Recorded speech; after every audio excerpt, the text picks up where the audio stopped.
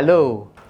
We observed in the previous episode that consciousness is man's defining element. We also noted that coming to grips with the essential human element occasions inner illumination, which in turn enables the individual to unpick other inner aspects. So, what is the mind and what is the heart? What is the intellect? Besides, do we think with our heads or with our hearts? What does thinking entail? What is the psyche? And what is the ego? How do these aspects fit together, and to what effect? The proper answers to this set of questions, and indeed grasp of these realities, bring to light the significance and vast potential of man's interiority. The answers also shed light on how man's consciousness and physical form blend intimately to enable sensory experience and bodily exertion. All the features of man's interiority I have just mentioned and how they interface with each other should ultimately become self-evident to the individual.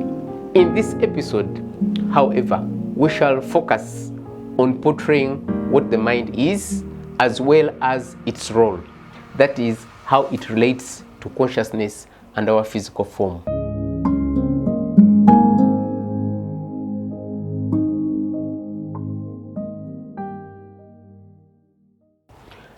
Let's proceed here with a brief video.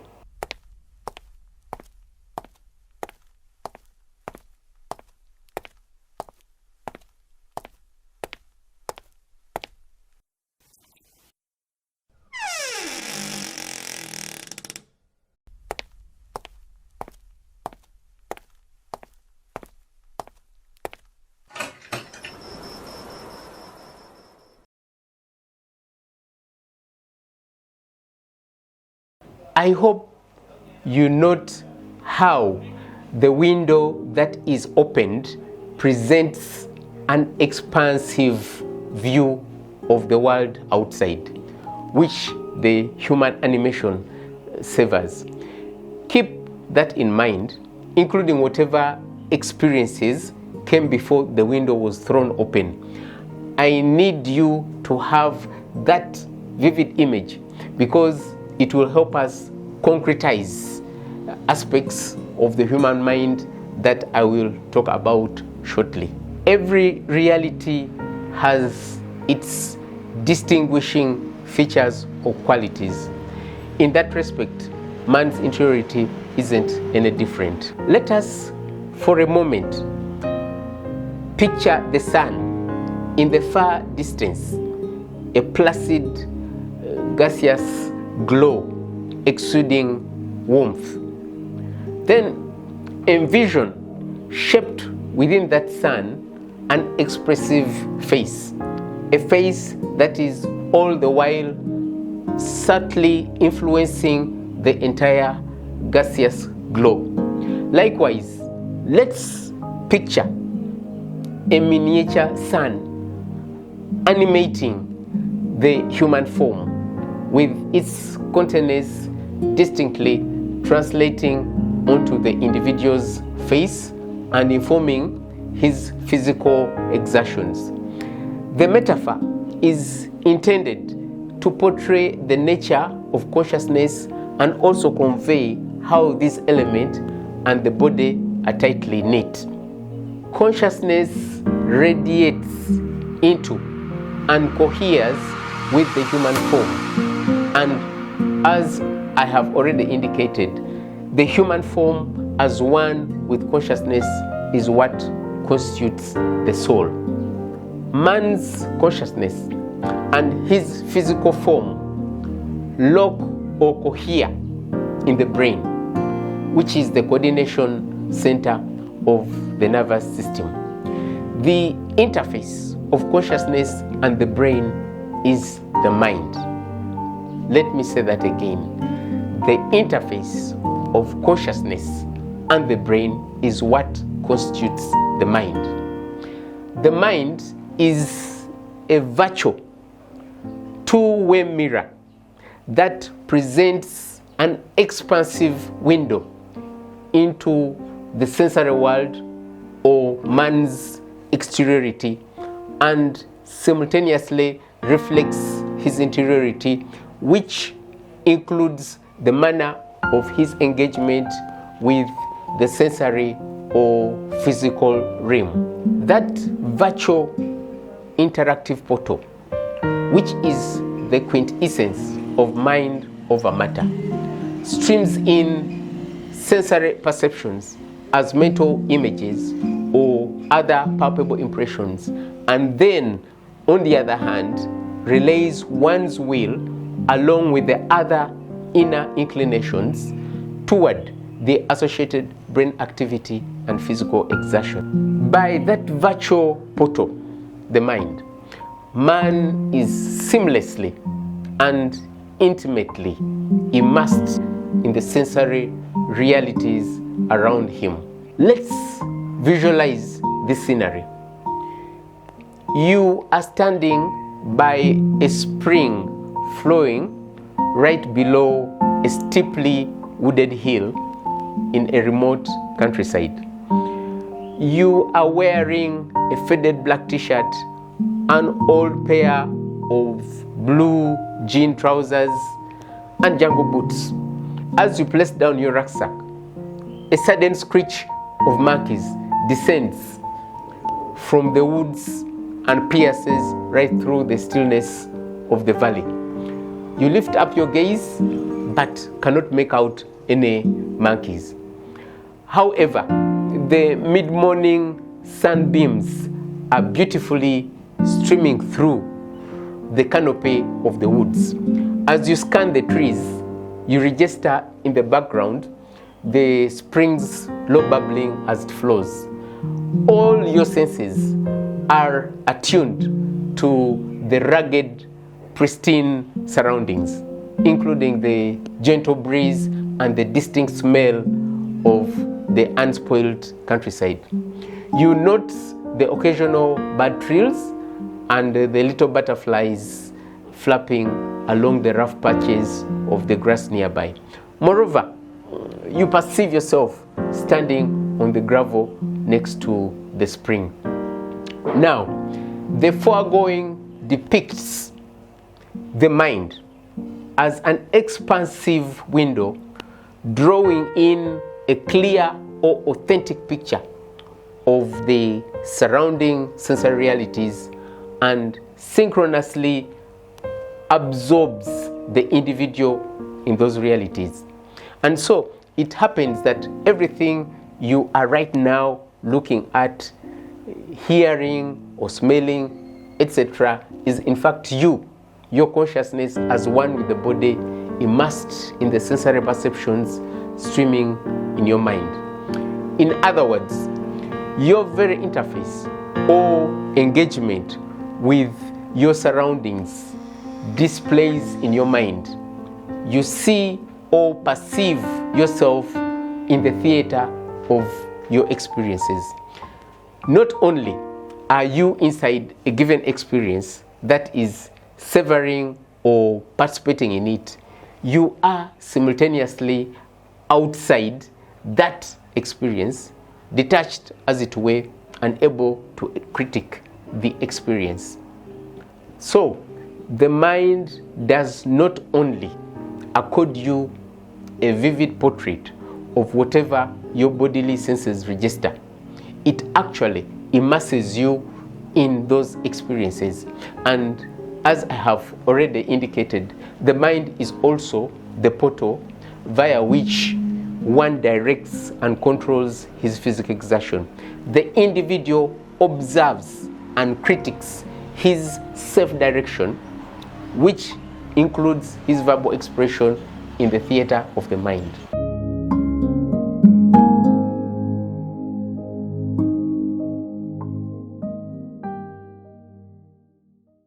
Given the portrait of the mind I have rendered above, it is crucial to point out that sensory perception and physical exertion do not entail one's invasive or direct engagement with the electrochemical brain activity. That is due to the nature and architecture of the psyche. The psyche, which is essentially man's interiority, coupled as it is with his physical form, together present a psychophysical formation in which the mind entirely mediates one's sensory perceptions and physical exertion. In that way, the body is rendered a semi-autonomous, albeit self-organizing mechanism. A fitting analogy in this instance is that of a car and its driver. To drive a conventional car, one only needs to interface with the gear lever, the foot pedals, and the steering wheel. The driver does not need to manipulate the engine directly or manually turn the wheels or fidget with the vehicle's electrical system. When the ignition is switched on, those vehicle parts operate in auto fashion and the car turns or speeds as the driver wills. Still, not all workings of the brain or the body's biological activity display in the mind. The role of the mind is essentially to enable man's sensory grasp of his environment or exteriority and facilitate his self-direction vis-a-vis that environment. The physiological or biological processes of the body, such as respiration, blood circulation, digestive activities, fighting infections, temperature control, etc., do not ordinarily require one's invasive or direct mental involvement. Those processes mostly carry on in a harmonious auto fashion behind the scenes or out of view of the mind. However, if any of the said aspects of man's exteriority malfunctioned, the malfunction would reflect in the mind, and that invariably presents in the form of pain or weakness in the body. It is then that remedial intervention, perhaps medication, surgery, or other suitable action is considered. Undoubtedly, brain activity and mental activity are not one and the same thing. The former entails the physiological or electrochemical brain activity, whereas the latter is what streams in the mind with regard to sensory experience and self-direction. If we momentarily reverted to the above analogy of a conventional car, we clearly wouldn't conflate the act of driving the vehicle with the background mechanisms such as the movement of crankshafts, fuel injection, or the cooling system of the engine. To be in the cabin of a car, that is, behind the windscreen and the steering wheel, cannot be confused with being under the bonnet of the car. And so, while the workings of the brain and mental activity are intimately linked, the two present demonstrably different faces of one's experiences and exertion. Ordinarily, a person can neither see nor directly access the electrochemical brain activity, but on the other hand, the individual sees the mind and can direct it actively, that is to say, consciously and deliberately.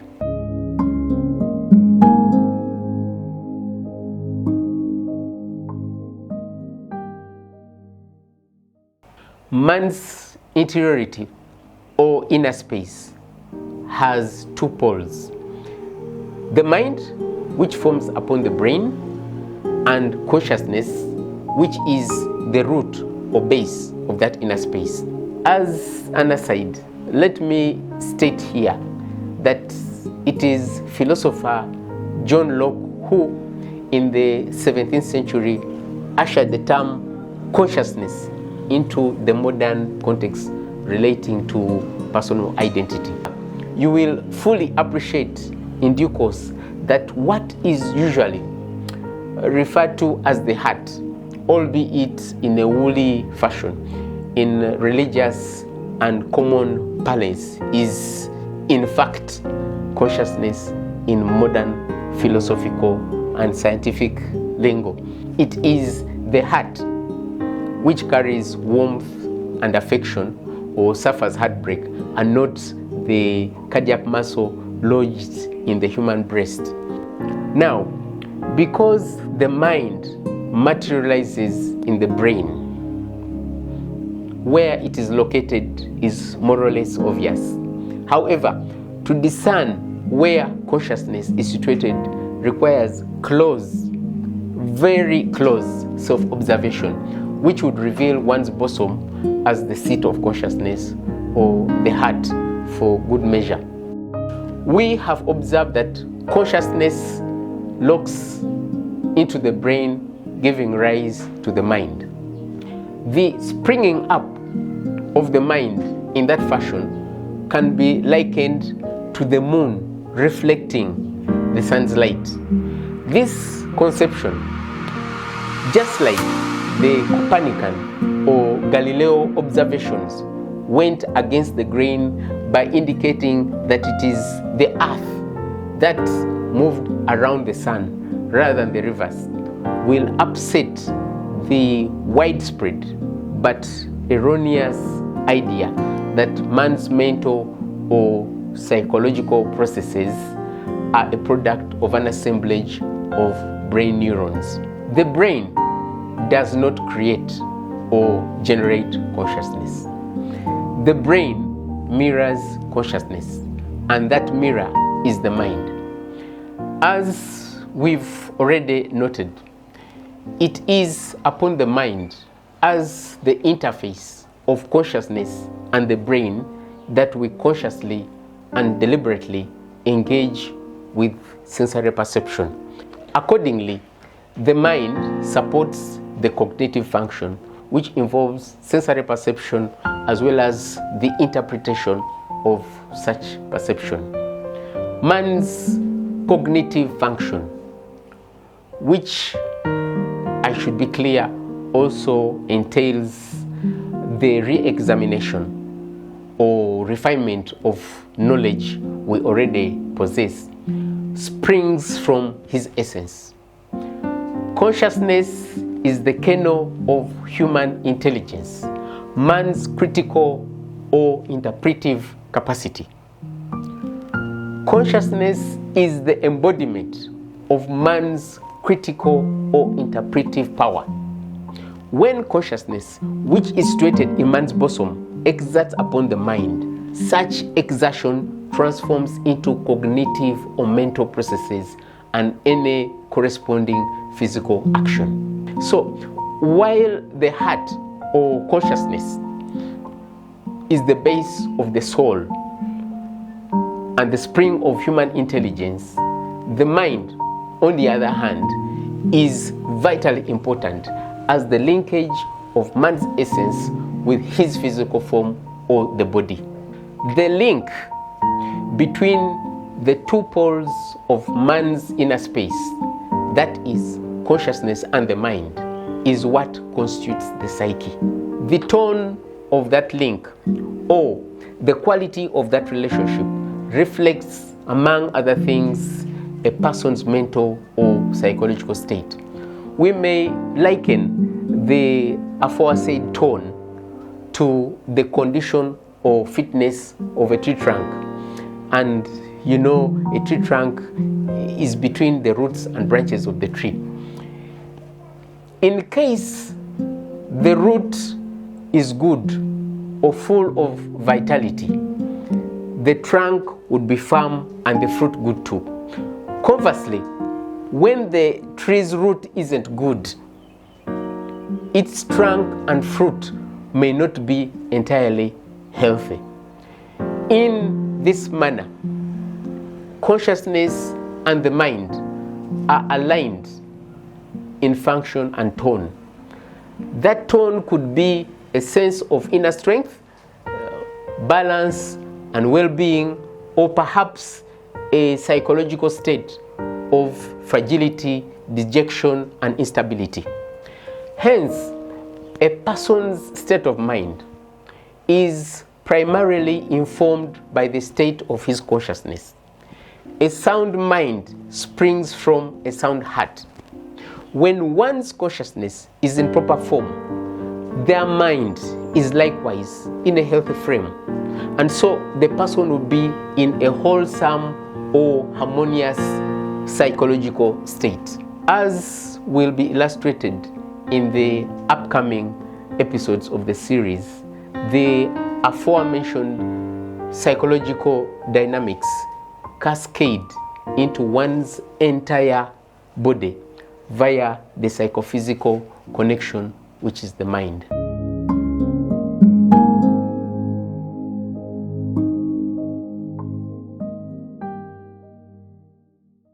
Let's wind up this episode by featuring how the two poles of the psyche are positioned relative to each other. The orientation of the mind to the heart, or consciousness for that matter, is analogous to a submarine periscope vis-a-vis the intelligence behind it. Behind the periscope stands the person scanning the waters around the submarine and perhaps capable of zooming in on objects far ashore. While the periscope mirrors those objects, this instrument doesn't interpret the images reflected on it. Instead, it is the sensibility or intelligence behind the periscope that attaches meaning to the goings on. Now, let's look at this illustration before we proceed. From that illustration, you may observe that the mind, which is the upper portion of the psyche, is anchored in consciousness. Consciousness directs the mind and imbues man's form with uniquely human sensory experience. At the center of man's interiority is the inner man, which is the vertex or high spot of consciousness. The inner man is not only the voice of the individual, but is also the cognitive lens within, observing and interpreting whatever transpires in the mind. That makes the inner man the real face behind one's physical form. It is from this high spot of consciousness, which also happens to be the innermost part of the soul, that will, curiosity, and one's potential emanate. The inner man is also draped with feelings and emotions, which are some of the psychical inclinations that effuse more or less naturally to render each experience and each exertion distinct. In a word, the inner man is the essential badge of the individual and the cornerstone of his interiority, underpinning all the individual's psychological and mental processes.